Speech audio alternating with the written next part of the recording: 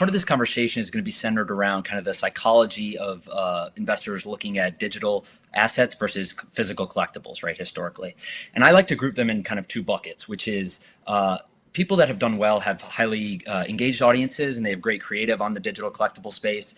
But the ones that haven't performed really well kind of stop there. And the ones that have performed really well usually have some type of special access or a utility of some type that's desirable, right? So how do you think of that? And maybe this can kind of lead us into your new project, VeeFriends.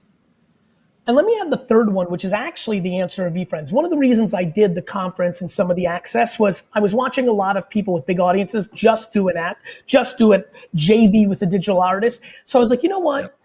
I'm aware, I'm self-aware. I know people are watching what I'm doing. And so let me show Novak Djokovic. I'm a fan. Hopefully Novak sees this and his NFT project isn't outsourcing some digital artist to do a good picture of him. It's having a golden racket that lets you hit with him because I would want that.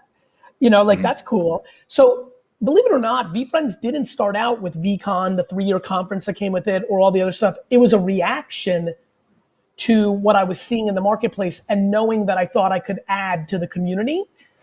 What it started out as is what I would say is the third bucket, Joe. I believe that in these next 36 months, 4, that is going to be a random number, whether it's 1 or 12, I don't know, but I'm going to use the number 4. Let me use 5. It's my favorite number. 5 meaningful intellectual properties will be NFT native and then built up. So Transformers was a toy that used cartoons as an 80s vehicle propaganda machine to build a toy business that later, in essence, we're sitting here now all these years later, we both recognize as a billion-dollar intellectual property.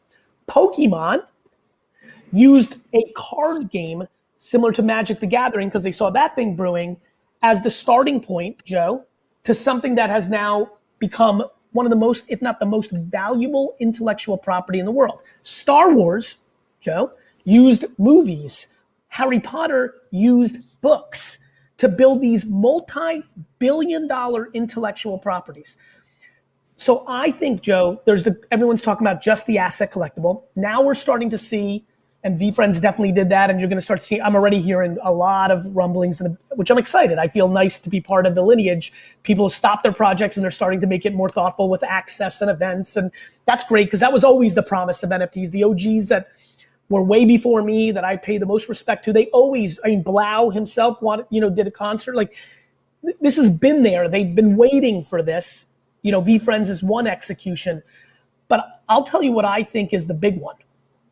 The big one is the thing I just said, that I believe the real craziness opportunity is building a Power Rangers, is building a Smurfs, is building a Raggedy Ann or a God willing or a Disney.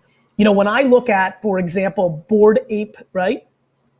That, there's an NFT project called Bored Ape Yacht Club. When I look at it, I'm like, do I think that this can become BAPE? Do I think this can become, WWE? Do I think that's how I look at things? Because if they can, Joe, you can imagine 2 things happens. One, that's highly incentive oriented for the people issuing it. I'm very excited about the revenue that VeeFriends did, which was quite a bit, especially when ETH was at a better price. But I'm pouring that back into an animation studio, into employees. I've got 555 gift goats, which is part of my project where I have to send people physical gifts 6 times a year for 3 years. And then the real expense, 3 mega conferences that I have to put on. What I'm far more excited about is if I can make Patient Panda Mickey Mouse, well then that's a real legacy. That's really cool. If I can make Empathy Elephant, Bugs Bunny, I've really got something. If I can make Accountable Ant Wonder Woman, I've really got something. And I actually predict, which I don't like to do, but I predict that, in 15 years from now, I'll clip, how I like to clip old clips, Joe? It'll be me and you right here. And it's going to be because Karen created the new Hello Kitty and it started as an NFT project, which for me as a collector is really exciting because, now could you imagine if you were able to buy the original Mickey Mouse cell? Because that's what I'm saying, right? You could have actually bought the original, if this was now and Walt Disney was now, that first drawing of Mickey Mouse, it actually was an NFT. And somebody actually owns that. That's just extraordinary to think through.